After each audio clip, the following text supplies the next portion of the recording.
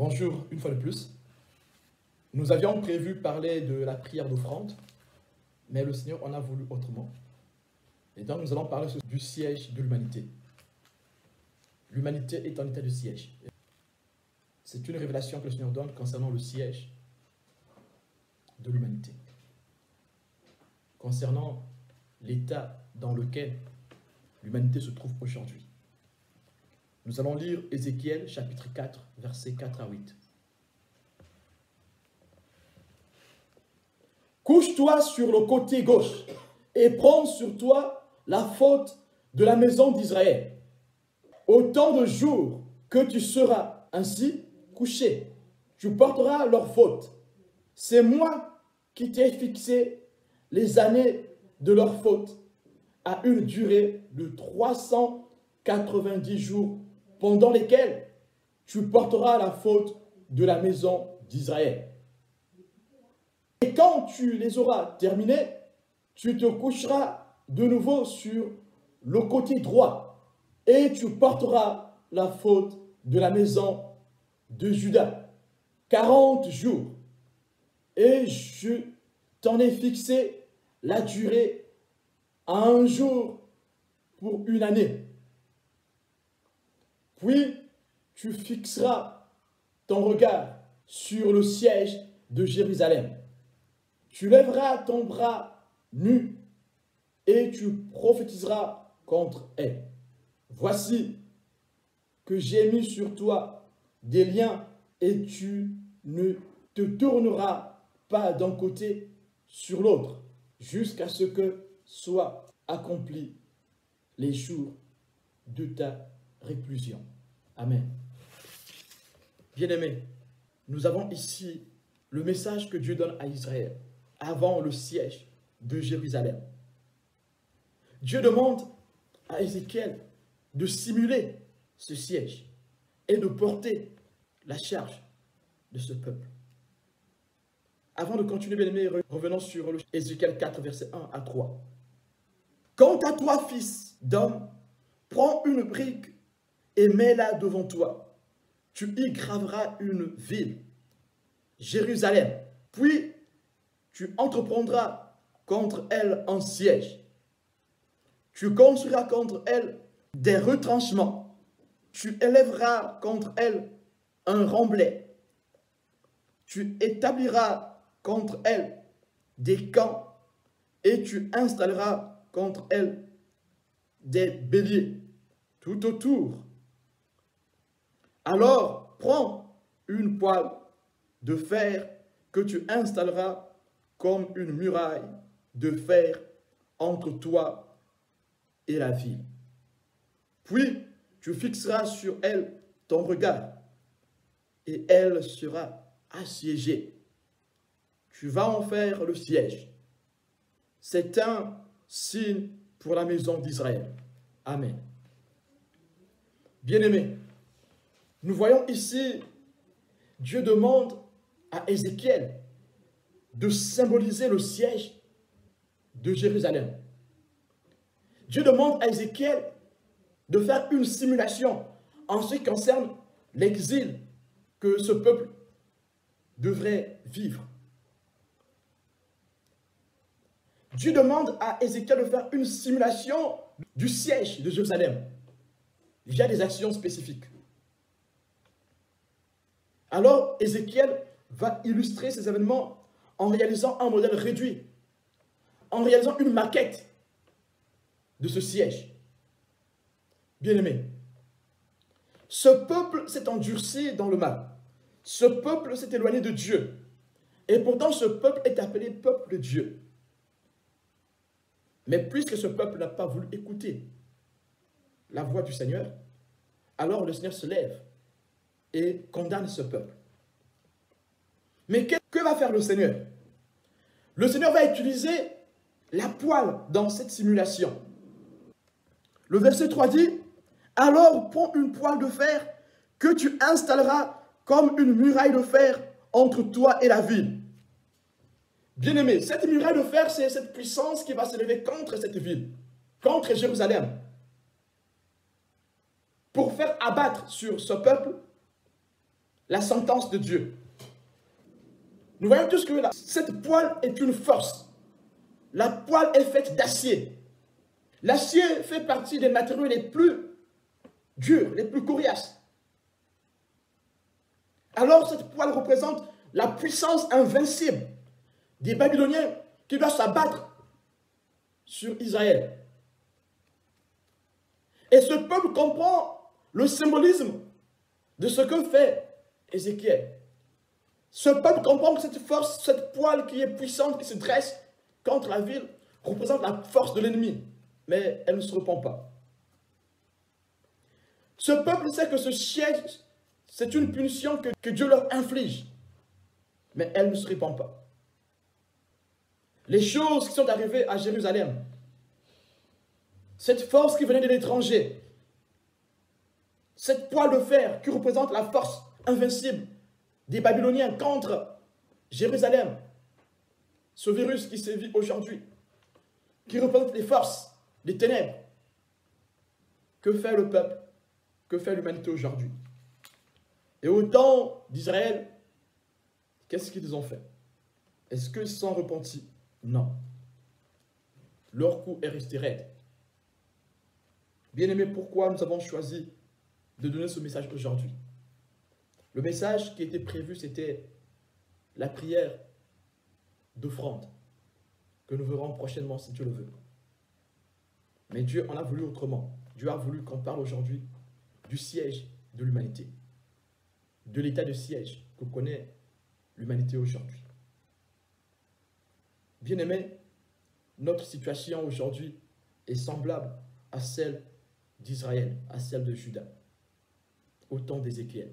C'était un peuple rebelle. Nous aussi aujourd'hui, le monde est corrompu.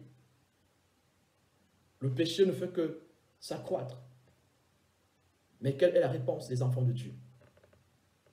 Dieu dit à Ézéchiel, tu feras des signes spécifiques pour enseigner à ce peuple, pour montrer à ce peuple ce qui va leur arriver. Mais quand Dieu montre ces signes, c'est pour que le peuple se repente. Ce n'est pas pour que le peuple s'endurcisse. Le peuple, en voyant ces signes, doit se repentir comme a fait Ninive. Ninive se repentit, son roi et ses sujets se sont repentis devant la catastrophe qui devait s'abattre sur le peuple. Le roi a demandé un jeûne. Le roi a demandé la prière. Même les animaux devaient jeûner parce qu'ils ont écouté la voix du Seigneur. Ils ont écouté la parole de Dieu. Ils ont écouté la prophétie venant de Jonas. Mais nous, aujourd'hui, est-ce que nous avons écouté ce que Dieu dit? Et ce message, Dieu le donne exactement le même que Dieu donne par rapport à ce qui se passe aujourd'hui. Le Seigneur donne une vision où il montre un lion imposant.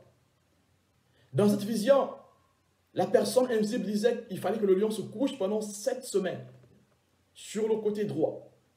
Et après, il fallait qu'il change. Encore 7 semaines sur le côté gauche. Et cela pour porter le châtiment de l'humanité. Cela pour porter la charge de l'humanité. Le lion devait porter la charge de l'humanité, le châtiment de l'humanité à cause du péché de l'humanité. Et cette vision est formelle. Et Dieu donnait l'explication du lion. Le lion représente ici le lion de la tribu de Juda, qui est le Christ, qui a porté notre péché à la croix. Dans cette vision, le Seigneur symbolise ce que le Christ a fait sur la croix. Pendant 7 semaines. 7 semaines représentent la durée du châtiment que connaît aujourd'hui l'humanité, que connaissent aujourd'hui les peuples. Bien-aimés, ici, ces 7 semaines sont symboliques. La durée ici est symbolique. L'Esprit seul connaît la réelle signification de la durée de cette semaine que le lion doit porter du côté droit, du côté gauche. Bien-aimés, n'oubliez pas que Ézéchiel, dans ce texte, est appelé Fils de l'homme. Jésus est appelé le Fils de l'homme. Jésus qui est appelé Fils de l'homme a eu une humanité, est né d'une femme. Il a eu un père, Joseph. C'est bien lui, le lion de la tribu de Juda. Mais il a porté la charge de l'humanité. Comme ici Ézéchiel doit porter la charge, symboliquement, représentant le châtiment que doit porter Israël. Mais le but ici, ce n'est pas de châtier le peuple pour le Seigneur. Le but, c'est de montrer au peuple le chemin de la repentance. Mais le peuple n'a pas écouté la voix qui parlait, la voix de la repentance. Alors, la force Babylone a agi sur la ville, a détruit Israël.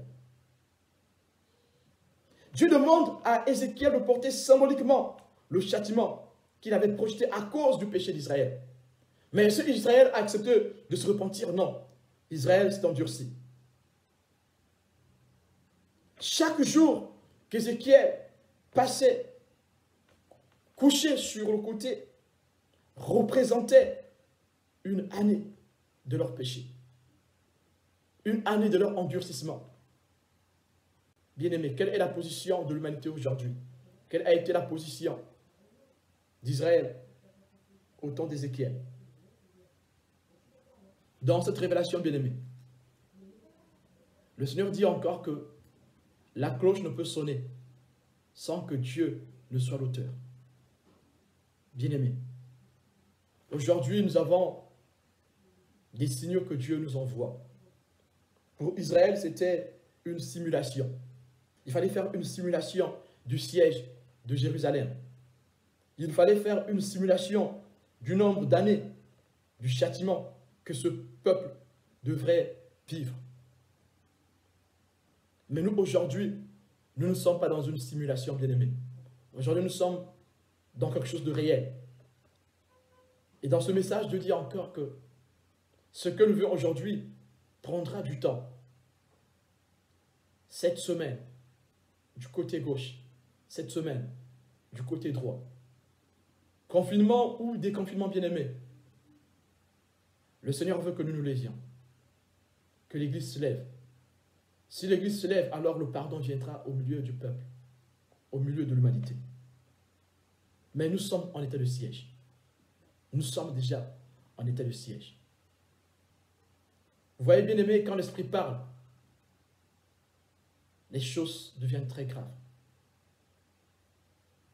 Quand l'Esprit a montré au départ ce qui devait se passer, cette puissance gluante qui devait survoler les nuages, bien-aimés, cette puissance aujourd'hui survole les nuages.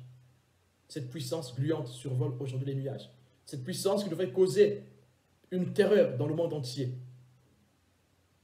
Aujourd'hui, cette puissance cause une terreur dans le monde entier. Cette puissance devait causer une crise économique. Cette puissance devait causer une forme de guérilla où les rues étaient vides. Cette puissance aujourd'hui, oui, fait que dans les rues, qu'il n'y ait personne. Et même la Première Guerre mondiale, la Seconde Guerre mondiale, n'ont pas eu ces effets sur l'humanité.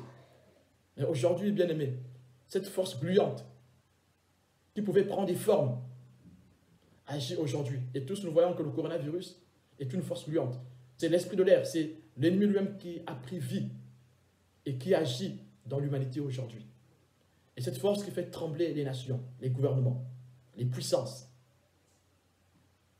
C'est un liquide qui prend forme, qui peut prendre forme, qui prend forme de la mort, qui terrorise et qui fait rentrer le monde dans le chaos et qui fait rentrer le monde dans la récession économique. C'est chose que nous allons vivre. Et aujourd'hui, ce que le Seigneur a montré est en train de se concrétiser. Les rues sont vides, comme si on était en guerre. Il y aura bientôt aussi la crise économique.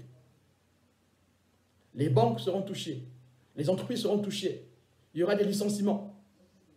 Certains parmi vous sont au courant de cette révélation. Certains, vous êtes au courant de cette révélation. Cet esprit aujourd'hui est en train d'agir. C'est l'ennemi lui-même qui s'est levé. Alors, est-ce que c'est Dieu qui l'envoie? Bien-aimé, aujourd'hui, Tout ce qui arrive, c'est l'humanité qui l'a voulu. Ce qui est arrivé à Israël, c'est Israël qui l'a voulu. Quand Dieu inflige un châtiment, ce n'est pas Dieu qui l'inflige. En réalité, c'est l'homme qui s'endurcit parce que Dieu avertit. Quand Dieu avertit, c'est pour que l'homme se repente. Mais quand l'homme s'endurcit, alors, son endurcissement le conduit dans sa punition. Israël ici s'est fait exiler, s'est fait prisonnier par son péché. C'est son péché qui a mûri et qui a fait qu'il s'éloigne de Dieu. Alors la sentence est tombée. Nous encore aujourd'hui, bien-aimés, Dieu donne ce message pour que nous puissions prier. Vous savez, ça fait 2 ans où je pense, quand Dieu a donné ce message, nous avons commencé de prier. Ceux qui sont de l'église, ils sont au courant. On a commencé la prière pour que Dieu préserve l'église dans ce qui va arriver. Et le Seigneur disait que ça, des choses devaient arriver. Et la prière, c'était que l'église soit préservée. Alors aujourd'hui, quand le Seigneur montre encore ce lion qui doit se coucher cette semaine, du côté droit, cette semaine du côté gauche, Dieu veut que l'église prie pour que la grâce du lion de la tribu de Juda agisse sur l'église et sur ceux qui accepteront ce message. Car les moments de trouble sont des moments où les cœurs doivent se convertir au Seigneur. Les cœurs doivent se repentir. Alors, c'est des moments où nous devons nous examiner devant le Seigneur. Que le Seigneur nous ouvre les yeux. Que nous puissions voir comment il agit. Bien-aimés, dans ce texte, il est écrit, verset 5, « C'est moi qui t'ai fixé les années de leur faute à une durée de 390 jours, pendant lesquels tu porteras la faute de la maison d'Israël. » Ce signe symbolise le châtiment et le péché du peuple d'Israël. Bien-aimés, ici, dans cette révélation, le Seigneur montre la même chose. 390 ans, cette période s'est concrétisée. Cette période va de la monarchie de Salomon jusqu'à la chute de Jérusalem. De Salomon à la chute de Jérusalem, ce peuple s'est vautré dans le péché. Bien-aimés, ce châtiment ne s'arrête pas là. Dieu donne encore 40 jours, symbolisant 40 ans. Un jour correspond à une année, bien-aimés. 40 ans supplémentaires. Et ces 40 ans aussi se sont concrétisés. Le verset 6, il est écrit, « Et quand tu les auras terminés, tu te coucheras de nouveau sur le côté droit, et tu porteras la faute de la maison de Juda. 40 jours. Je t'en ai fixé la durée à un jour pour une année. » Ce temps s'est écoulé. Ce temps représente le règne pervers de Manassé. Manassé qui a corrompu le peuple d'Israël, qui a corrompu Juda.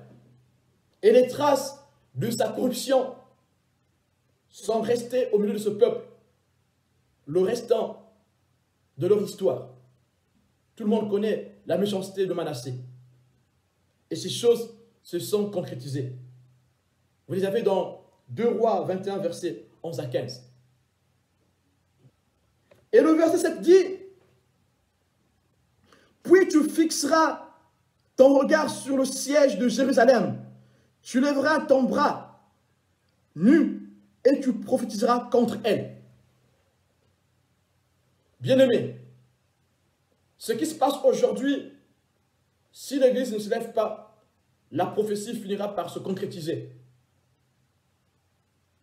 Le bras nu du Seigneur qui est levé sur Israël est là pour châtier le peuple, pour châtier celui qui ne veut pas écouter. Et le monde, à cause de la perversité, à cause de la part du gain, s'est perverti et continue à se pervertir. Bien-aimés, ce n'est pas Dieu qui a frappé le monde. Ce n'est pas Dieu qui a puni le monde. Mais c'est le monde qui a tiré sur lui la malédiction. Cette sentence. C'est le monde qui a tiré sur lui cette sanction à cause de sa rébellion. Car les choses que nous vivons aujourd'hui ne sont pas un hasard. Ce sont des choses qui ont été prédites, projetées par le Seigneur. Nous avons deux symbolismes dans cette vision que Dieu donne. Le lion de la tribu de Juda porte pendant 7 semaines le châtiment de l'humanité. Il porte pendant 7 semaines l'iniquité de l'humanité. Vous connaissez tous le symbolisme du chiffre 7. Le chiffre 7 représente en tout un ensemble. 7 semaines. Une durée qui peut être longue, comme ici, 40 jours pour 40 ans. Des années pendant lesquelles ce peuple s'est vautré dans le péché, avec le roi Manassé. Mais le bras de Dieu est levé au travers du bras d'Ézéchiel, un bras nu. Sa force, sa droite s'est levée contre ce peuple qui refuse d'écouter sa voix. Bien-aimé, l'heure a sonné pour nous de revenir au Seigneur. Que l'Église reprenne sa réelle position dans l'évangélisation, dans la prière, afin que cette sentence ne s'abatte pas sur l'Église aussi. Afin que l'Église soit préservée de cette sentence. Et afin que ceux qui écouteront le message de l'Église, le message que donne l'Église, soient sauvés. C'est à nous, bien-aimés, de parler à ce monde, à notre génération, à cette génération qui est corrompue. Le verset 8 dit, « Voici que j'ai mis sur toi des liens, et tu ne te détourneras pas d'un côté sur l'autre, jusqu'à ce que soient accomplis les jours de ta réclusion. » Tu ne pourras pas te détourner jusqu'à ce que les jours de ton confinement n'arrivent. Dieu a donné à Ézéchiel un nombre précis de jours de confinement. Ézéchiel était confiné pendant ces jours pour faire une simulation sur ce que Dieu devait faire contre ce peuple. Nous aussi aujourd'hui, peut-être que aujourd'hui ce confinement, c'est pour nous des moments pour que nous réfléchissions jusqu'à ce que Dieu accomplisse son œuvre. Et pendant ce confinement, Dieu avait donné à Ézéchiel un petit moment où il devait vaquer à d'autres occupations, toujours dans le cadre de son ministère. Mais l'occupation principale, c'était qu'il soit lié, qu'il reste couché d'un seul côté, pendant le nombre de jours fixé par le Seigneur. Lisons Ézéchiel 3, versets 25 à 26. « Fils de l'homme, voici on mettra sur toi des cordes avec lesquelles on te liera, afin que tu n'ailles pas au milieu d'eux. » 26. « J'attacherai ta langue à ton palais, pour que tu sois muet et que tu ne puisses pas les reprendre. Car c'est une famille de rebelles. » Amen. Bien-aimés, ici, dans la suite de cette prophétie, le Seigneur retire à Ézéchiel le mouvement et la parole. Le Seigneur plonge Ézéchiel dans le mutisme. Il devait rester muet pendant ces temps de confinement, pendant ces temps de réalisation de prophétie. Parce que ce peuple s'est endurci, bien-aimé. Quand le peuple s'endurcit, le Seigneur retire sa parole.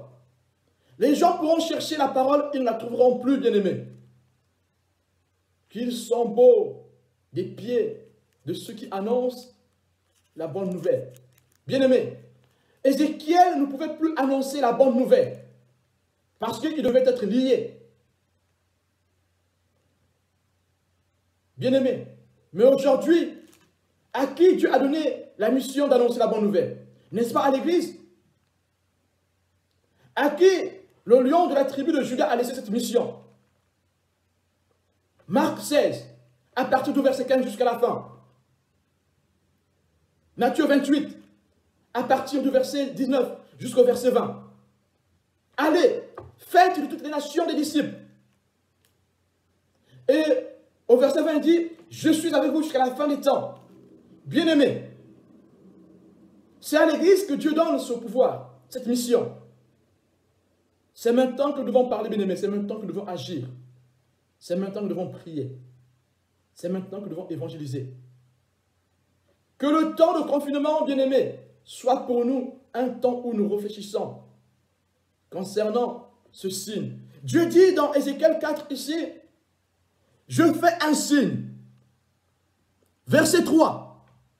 Alors prends une poêle de fer que tu installeras comme une muraille de fer entre toi et la ville. Puis tu fixeras sur elle ton regard et elle sera assiégée. Tu vas en faire le siège. C'est un signe pour la maison d'Israël. C'est un signe pour la maison d'Israël. C'est un signe pour l'humanité aujourd'hui. Cette maladie, ce virus, est un signe pour l'humanité aujourd'hui. Le confinement est un signe pour l'humanité aujourd'hui. Bien aimé, le confinement est un signe.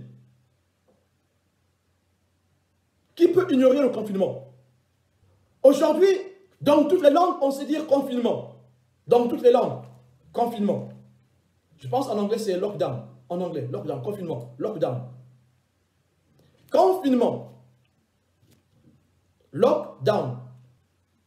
Même au confins du monde, on parle du confinement. Un signe. Je fais du confinement un signe. Je fais du confinement un signe. Et ici, le Seigneur montre le lion de la tribu de Juda qui doit se coucher pendant cette semaine, du côté gauche et du côté droit. Confinement. Le confinement d'Ézéchiel est un signe. La simulation du siège de Jérusalem est un signe. Je fais en cela un signe. Et le Seigneur fait aujourd'hui Corona un signe. Bien-aimé, quelle est la plus grande sentence que l'homme peut vivre? Quelle est la plus grande privation que l'homme peut vivre? Bien-aimé, aujourd'hui nous parlons de la crise économique qui va s'en suivre, bien-aimé. Ce n'est pas la plus grande conséquence que Dieu peut donner à l'homme. Ce n'est pas la plus grande sentence que Dieu peut infliger à l'homme. Bien-aimé, aujourd'hui nous sommes dans cette situation à cause du péché de l'humanité. Mais bien-aimé, si cela continue, nous serons privés de la parole. Nous serons privés de la parole.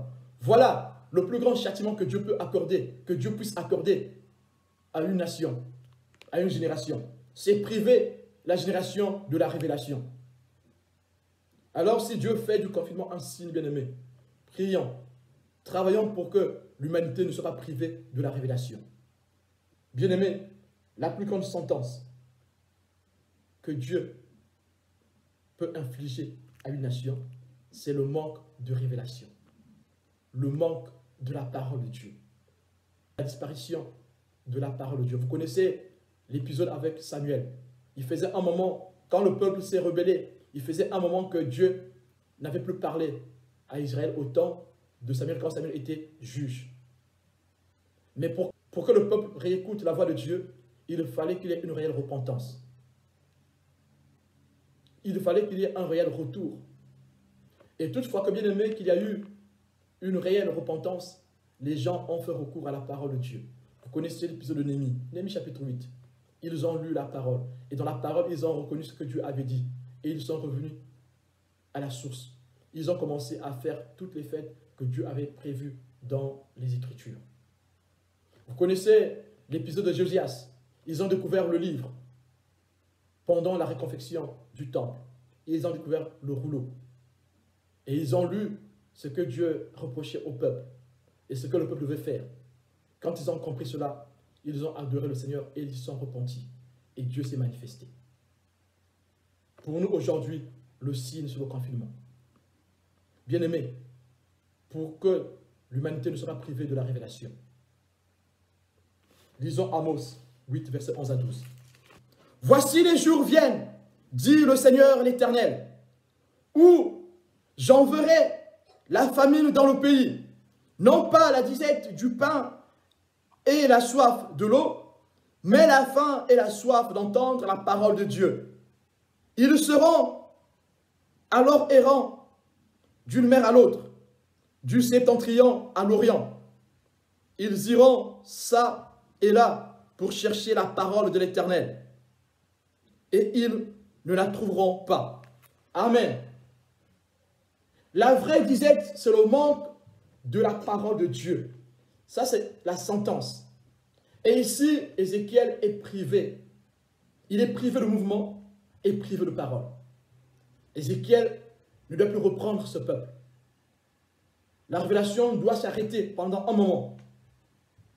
Parce que qui dit révélation, dit chemin de repentance. Aujourd'hui encore, le Seigneur nous appelle à la repentance. D'abord l'Église elle-même. Et là, l'Église pourra parler à l'humanité. Bien même, nous allons prier le Seigneur. Nous allons passer quelques minutes dans la prière. Que le monde ne soit pas privé de la révélation, de la parole.